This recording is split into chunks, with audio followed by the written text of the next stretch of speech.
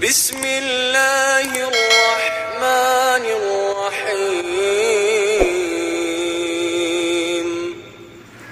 Dan 4 hal yang menjaminkan banyak rizki, bukan memudahkan rizki. Tolong Bapak Ibu hafal. 4 hal bukan menjaminkan rizki, bukan memudahkan rizki, tidak. 4 hal mendatangkan rizki kemari. Dan 4 hal bukan Allah kasih kemudahan berarti kita berjalan mencari rizki Allah kasih, tidak. Bukan dikasih kemudahan, tapi di mana saja kita ada, posisi kita di mana saja, Allah datangkan rizki kepada kita. Yang pertama, qiyamul lail, salat malam. Yang kedua, berbanyak istighfar waktu sahur. Kalau anda tidak salat malam, jangan tinggalkan istighfar waktu sahur. Waktu sahur kapan? Kira-kira 30 menit sebelum azan. Disitulah Allah sendiri memuji, Allah bangga dan senang terhadap orang yang sahur. Sampai ulama berkata, tidak ada ibadah yang terbaik di waktu sahur selain istighfar. Jadi boleh baca Quran, boleh salat malam, boleh zikir, boleh apapun, tapi yang terbaik istighfar.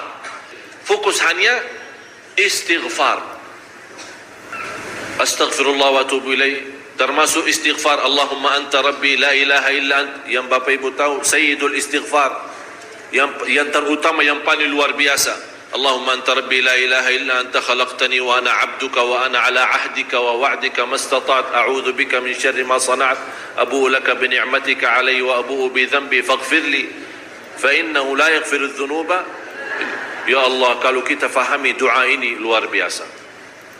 Oleh karena itu kata Rasulullah, barang siapa yang membaca sayyidul istighfar, kemudian di malam hari dengan keyakinan dia meninggal habis baca istighfar, masuk surga.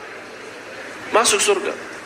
Berarti ini salah satu doa yang menjaminkan dengan mudah masuk surga. Jadi 4 hal yang mendatangkan rizki, bukan kita mencarinya, dia yang datang kemari. Apalagi saat mencari lebih mudah. Qiyamul lail, salat malam. Tapi dalam bahasa, mohon maaf Bapak Ibu, dalam bahasa Arab disebut qiyamul lail, bukan salat. Tapi kalau diterjemahkan dalam bahasa kita salat. Tapi kenapa di situ qiyamul lail diberikan qiyamul lail, qiyam artinya berdiri, berarti lama. Saking lama berdiri dikaitkan jadi qiyamul lail. Qumil laila ya ayyuhal muzammil. Apa terus? Qumil lail, berdirilah saat malam. Berdirilah, bukan salatlah malam, tidak. Berdirilah malam hari. Itu dahsyatnya di situ berdiri. Qiyamul lail. Yang kedua, berbanyak istighfar. Yang ketiga, berbanyak sedekah. Sebenarnya bukan istilah berbanyak sedekah. Kadang-kadang orang bersedekah 100 juta, udah saya sudah bersedekah 100 juta. Bukan itu. Bukan yang dimaksud berbanyak sedekah itu dari sisi uang itu banyak atau sedikit, bukan. Yang dimaksud rahasia sedekah, ta'ahudus sedekah, istiqamah bersedekah. Istiqamah itu tidak menjadi masalah besar maupun kecil. Itu tidak menjadi masalah, karena bagi Allah tidak ada artinya besar maupun kecil. Kita tidak memberikan kepada Allah karena Allah Maha Kaya. Tapi rahasia sedekah itu kita terus menerus sedekah, siang pagi malam, siang pagi malam, pagi besok terus, minggu depan, tidak pernah berhenti. Setiap ada kesempatan selalu kita membawa sedekah. Itu namanya ta'ahudus sedekah. Ta'ahud kalau dalam bahasa sebuah janjian, seolah-olah kita ada kontrak kerjasama antara diri dengan apa? Dengan sedekah. Itu kata ta'ahud, ahad, berjanjian. Saya berjanji, seolah-olah ada berjanjian antara kita dalam sedekah. Jadi tidak boleh terlepas dari perjanjian, seolah-olah kita menghormati perjanjian. Bagaimana menghormati? Kita terus kerjasama. Kita beri, Allah ganti berkah sedekah. Kita beri lagi, Allah ganti masih terus. Kita beri, masih Allah terus ganti. Itulah dahsyatnya sedekah. Jadi Bapak Ibu, jangan nunggu hari tertentu, bulan tertentu, malam tertentu kita bersedekah. Jangan. Setiap kita merasa ada berita baik, ada berita maupun ada berita buruk yang menyakiti perasaan kita di rumah tangga kita, anak kita, suami kita, istri kita, apapun, langsung segera sedekah. Disitulah rahasianya. Ikatkan seolah-olah kita sudah membuat perjanjian antara diri dan sedekah dalam segala hal, hal senang maupun hal tidak, hal bahagia maupun hal sedih, hal bangga maupun hal lagi menghadapi kesusahan, kesulitan, selalu sehat dan sakit. Terus yang keempat, zikir, berzikir pagi hari dan sore hari. Berzikir pagi hari dan sore hari. Ini 4 hal Bapak Ibu.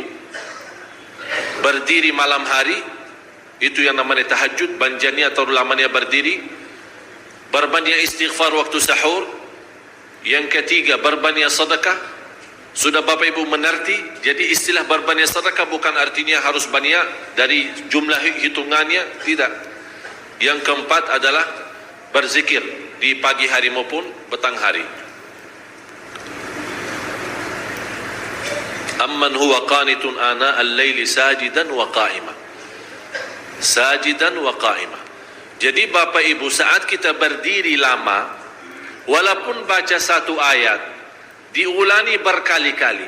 Walaupun baca surah pendek, tapi diulangi berkali-kali, tidak menjadi masalah. Bapak Ibu hanya hafal qulhu. Qulhu dibaca 3 kali, pahalanya seperti baca Al-Quran 30 juz. Ada seorang salih mengajak kawannya, sudah mendekati subuh, ayo bangun salat malam dan baca sepertiga Al-Quran. Langsung orang itu menjawab, bagaimana saya baca? Sebentar lagi muazan. Bacalah qul huwallahu ahad. Salat malam dan qul huwallahu ahad. Jadi Bapak Ibu, yang saya harap, jangan susah fikir, ya Allah saya mau baca apaan? Tak usah susah fikir. Baca dan nikmati, yang penting nikmati bacaan. Walaupun qul huwallahu ahad setiap hari. Kalau kita pusing baca, Allah tidak akan pusing mendengar.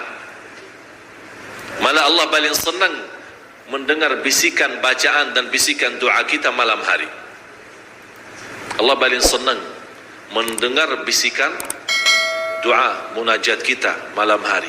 Itu luar biasa.